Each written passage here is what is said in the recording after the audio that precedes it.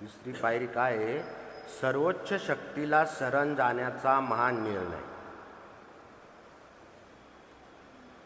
आज आपण अशा एका विषयावर बोलणार आहोत जो विषय फक्त ऐकण्याचा नाही तर तो रक्तात भिनवण्याचा आहे.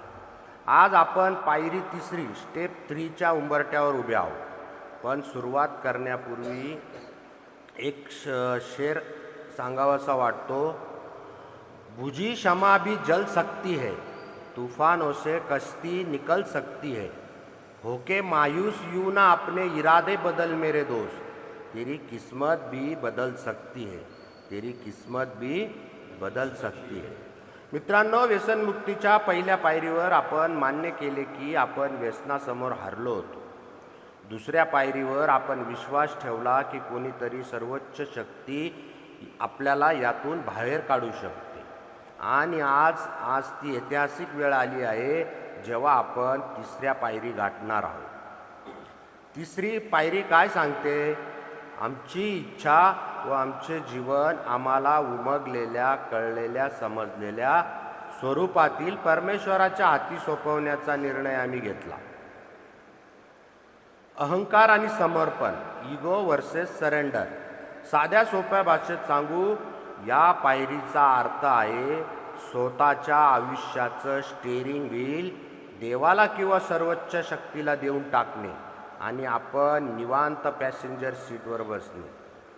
जेव्हा आपण व्यसनात होतो तेव्हा आपण स्वतःला खूप शहाणे समजत होतो. आपल्याला वाटायचं माझ्या आयुष्याचा राजा मीच आहे, मी कधीही दारू पिऊ शकतो, कधीही सोडू शकतो. मराठीत एक म्हण आहे, अति शहाणा त्याचा बैल रिकामा. आपला तोच बैल रिकामा झाला होता. आपण स्वतःच्या मर्जीने आयुष्य चालवायला गेलो आणि आयुष्याचा असा काही ॲक्सिडेंट झाला की अख्खं घरदार रस्त्यावर आलं.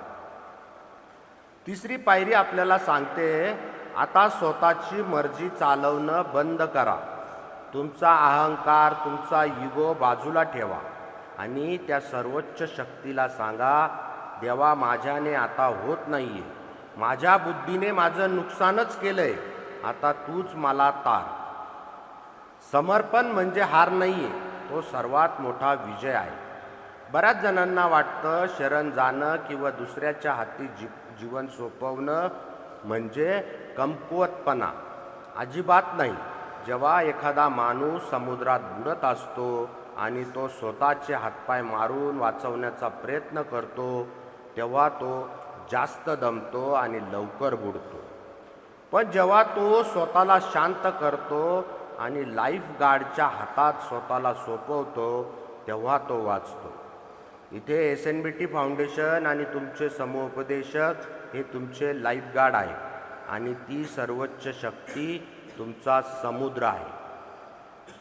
Let go and let God म्हणजेच सर्व सोडून द्या आणि देवाला काम करू द्या.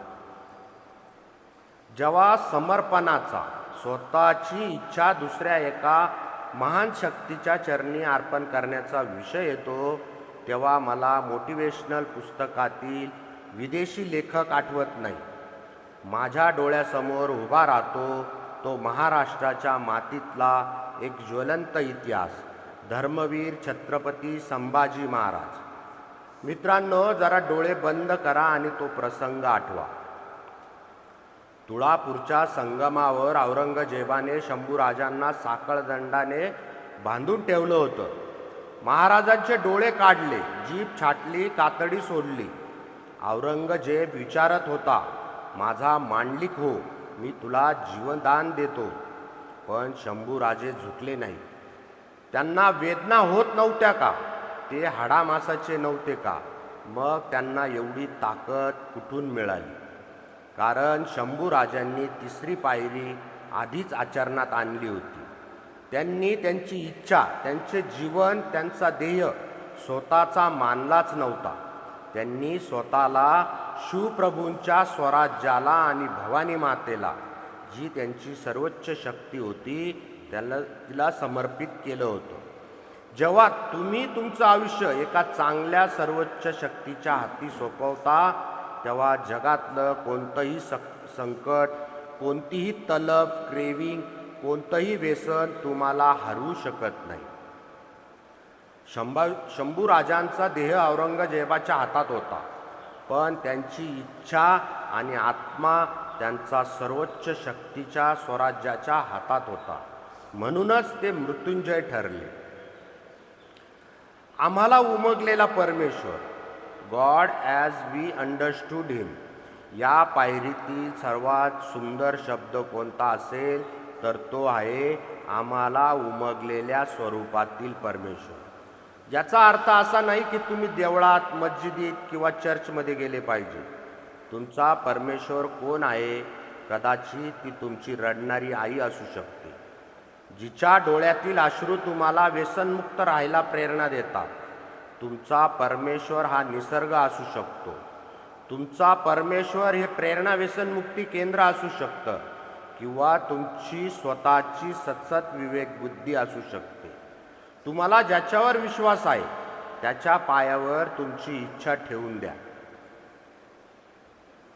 तू करता वही है जो तू चाहता है, पर होता वही है जो मैं ईश्वर चाहता हूँ. तू वो कर जो ईश्वर चाहता हूँ, फिर देख होगा वही जो तू चाहता है. आजपासून स्वतःशी भांडणं बंद. आजपासून भविष्याची चिंता बंद. उद्या मला दारूची आठवण आली तर लोक काय म्हणतील, माझं कर्ज कसं फिटेल, हा विचार आजपासून आपला नाही. आपला फक्त आजचा दिवस, जस्ट फॉर टुडे. प्रामाणिक राहायचं. बाकीचा भार त्या पांडुरंगावर, त्या अल्लावर, त्या सर्वोच्च शक्तीवर सोडायचा आहे. संत तुकाराम महाराज म्हणून गेलेत ना, ठेविले अनंत तैसेची राहावे, चित्ते असू द्यावे समाधान. मित्रांनो, आज या क्षणी या हॉलमध्ये आपण एक नवीन जन्म घेत आहोत. जुना अहंकारी माणूस आपण मागे सोडत आहोत. SNBT फाउंडेशनने आपल्याला हा जो मंत्र दिला आहे त्याचं सोनं करण्याची वेळ आली आहे. व्यसनाने तुम्हाला भिकारी बनवलं असेल, समाजाने तुम्हाला नाकारलं असेल, पण आज जेव्हा तुम्ही तुमचं आयुष्य त्या सर्वोच्च शक्तीच्या हाती सोपवता, तेव्हा तुम्ही पुन्हा एकदा या जगाचे राजे बनता.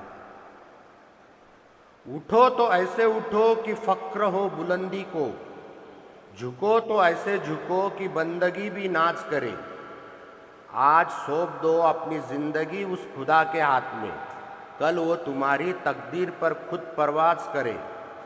चला, आज हात जोडूया, मान खाली घालूया आणि या शक्तीला सांगूया, माझं आयुष्य आता तुझं आहे, मला योग्य रस्ता दाखव. धन्यवाद. जय हिंद, जय महाराष्ट्र.